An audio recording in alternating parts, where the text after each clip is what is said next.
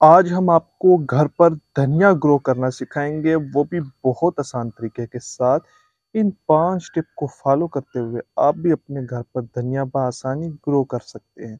अगर आप इन 5 बातों को फॉलो नहीं करेंगे तो आपके घर पर धनिया कभी भी नहीं होगा।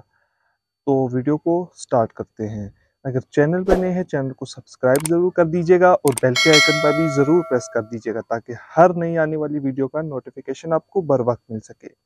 बिस्मिल्लाहिर्रहमानिर्रहीम, अस्सलाम वालेकुम वरहमतुल्लाहि वबरकातुहू। उम्मीद करते हैं आप सब दोस्त अहबाब खैर वाफियत से होंगे। वेलकम करते हैं अपने YouTube channel kitchen gardening method में। आज हम आपको धनिया ग्रो करना सिखाएंगे। बहुत सारे लोग घर पे धनिया लगाते हैं लेकिन उनका धनिया ग्रो नहीं करता। इन 5 टिप को आज आप फॉलो करेंगे तो आपके घर पर भी धनिया बहुत ही आसानी के साथ हो सकेगा। आप देख रहे होंगे कि धनिया का सबसे पहली टिप है, वो सीड फ्रेश है या ओल्ड है या एक्सपायर है। ठीक है, जब आप सीड लेते हैं तो पीछे आपको ये नज़र आएगा कि पैकिंग पे आपने जो एक्सपायरी और मैन्युफैक्चरिंग डेट है इसको लाजमी से देखना है। इस पे आप देख रहे होंगे मैन्युफैक्चरिंग डेट इसकी 23 है, एक्सपायरी डेट इसकी 25 है। ठीक है, धनिया हमेशा अपने जैसे कि 2023 है आजकल चल रहा है, तो इसी साल का फ्रेश धनिया आपने लेना है। अगर 1 साल पुराना होगा उसका जर्मिनेशन बहुत कम हो गया होगा सीड का, ठीक है, तो वो उस तरह से आपको जर्मिनेशन नहीं मिल सकेगा, आपका धनिया नहीं ग्रो कर सकेगा। ठीक है, तो सीड आपने फ्रेश लेना है इसी साल का, जैसे ये पैकेट पे पैकिंग है 2023 की।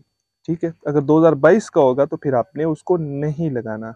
ठीक है, कोशिश करें कि आप जो भी धनिया लें वो फ्रेश इसी साल का हो। ठीक है, तो ये बहुत आम चीज है कि धनिया आपने फ्रेश इसी साल का लेना है, तभी आपका धनिया अच्छा ग्रो करेगा, जर्मिनेशन अच्छा दिखाएगा और आपका धनिया अच्छा हार्वेस्ट हो सकेगा।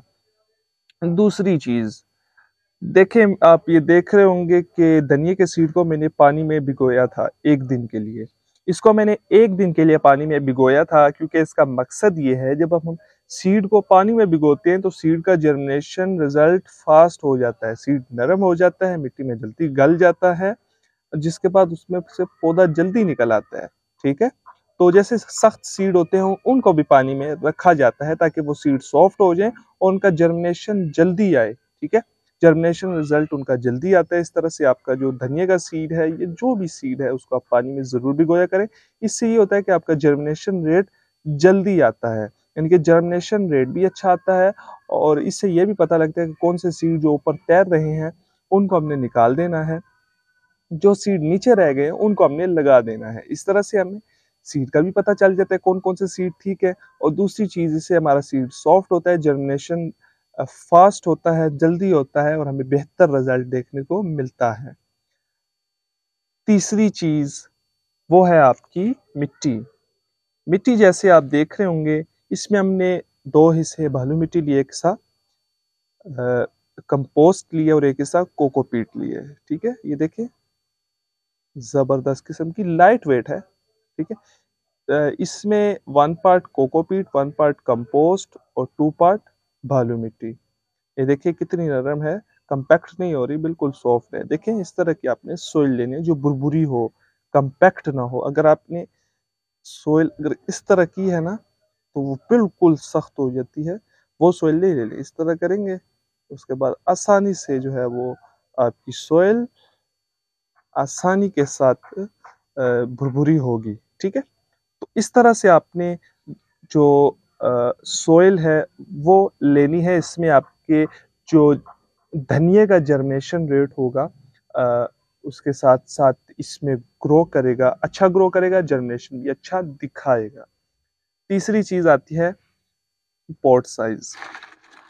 मैं आपको बताता रहता हूँ कि जो आप जो भी लीवी वेजिटेबल ग्रो करें उनको इस तरह के फ्रूट क्रेट में ग्रो करें, जो कि आपको सब्जी मंडी से 30-40 रुपए का मिल जाता है। इसकी डेप्थ भी 6 से 8 इंच होती है, लेकिन इसका डाया देखिए, एरिया ऊपर से वाइड होता है, जिसकी वजह से है जो हमें लीवी वेजिटेबल में हमें एरिया वाइड चाहिए क्योंकि हमें हार्वेस्ट करने हैं उसके पत्ते। ठीक है, तो इसीलिए एरिया वाइड होना चाहिए। जितना एरिया वाइड होगा उतने में लीव अच्छे हार्वेस्ट होंगे, जल्दी होंगे और बेहतर हमें जो है वो हमारी हार्वेस्टिंग होती रहेगी। तो इस तरह से आपने ये प्लास्टिक क्रेट लेना है, उसमें लीवी वेजिटेबल ग्रो करें, जो कि आपको आसानी से सब्जी मंडी से मिल जाते हैं। ठीक है, अब आपने एक क्रेट लिया, उसके नीचे आपने ये वाइट कलर की जो भी आपके पास प्लास्टिक की जो आती है, बोरी आती है, या जो भी आपके पास अवेलेबल है, उससे आप इसको कवर करें। उसके बाद इसमें मिट्टी डाल दें। ठीक है, अब चौथी चीज आती है कि सीड को किस तरह से लगाना है। ठीक है, तो सीड को लगाने के लिए सबसे पहले हमने जो जगह है वो थोड़ा सा हमने इसको प्लेन करना है। ठीक है, जगह को प्लेन करने के बाद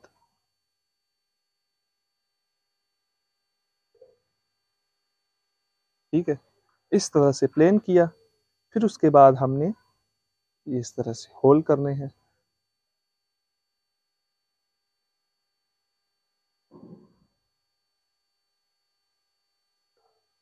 इस तरह से आपने होल कर देने, फिर आपने तीन तीन चार चार सीड लेने, उसी होल में डाल देने हैं।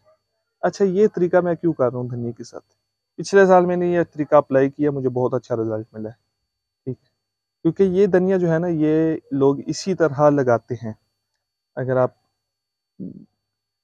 जो फार्मर्स लोग हैं, जो कमर्शियल लेवल पे धनिया इसी तरह लगता है। ठीक है, इस तरह फासले के साथ उसमें तीन तीन चार चार सीड डाल दिया जाता है, वो फिर गुच्छों की सूरत में धनिया निकलता है। ठीक है, ये एक बेहतरीन रिजल्ट इसमें हमें शो होता है। देखेंगे आप, इंशाल्लाह मैं आपको अपडेट दूंगा इसकी। ठीक है, ये देखें, इस तरह से हमने तीन तीन चार चार सीड डाल देना है।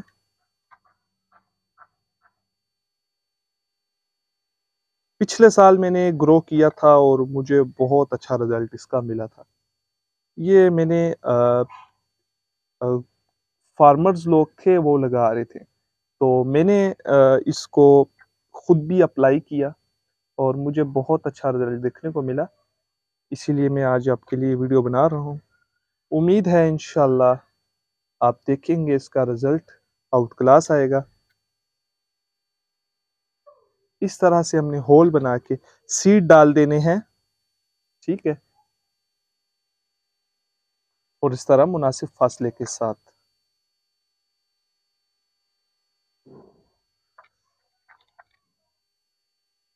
बाकी थोड़ा सा सीड रह गया है, इस तरह से थोड़ा थोड़ा सा फासला बना लेना है, उसमें हमने सीड डाल देना है। ठीक है,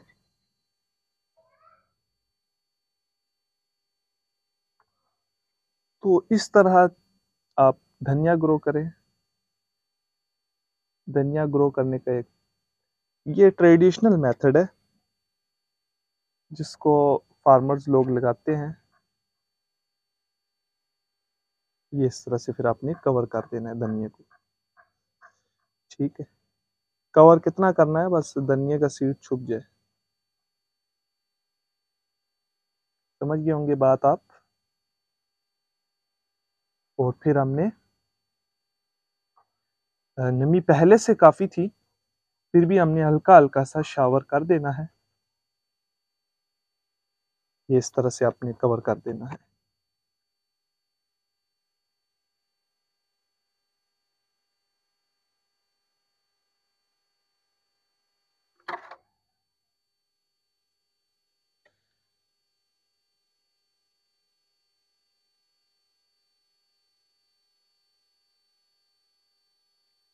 बस इसमें पहले से काफी नमी थी।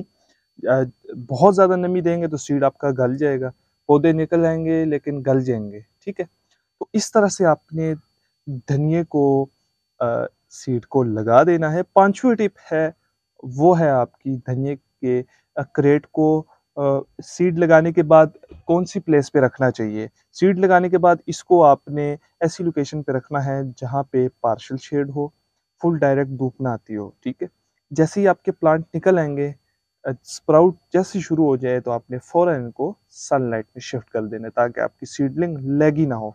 उम्मीद करते हैं 5 टिप जो धनिए के हवाले से थी आपको अच्छी लगी होगी। अगर आपको आज की वीडियो अच्छी लगी हो तो हमारे चैनल किचन गार्डनिंग मैथड को सब्सक्राइब करना मत भूलिएगा। मिलते हैं जी एक नई वीडियो के साथ, तब तक के लिए दीजिएगा इजाजत। अल्लाह हाफिज़।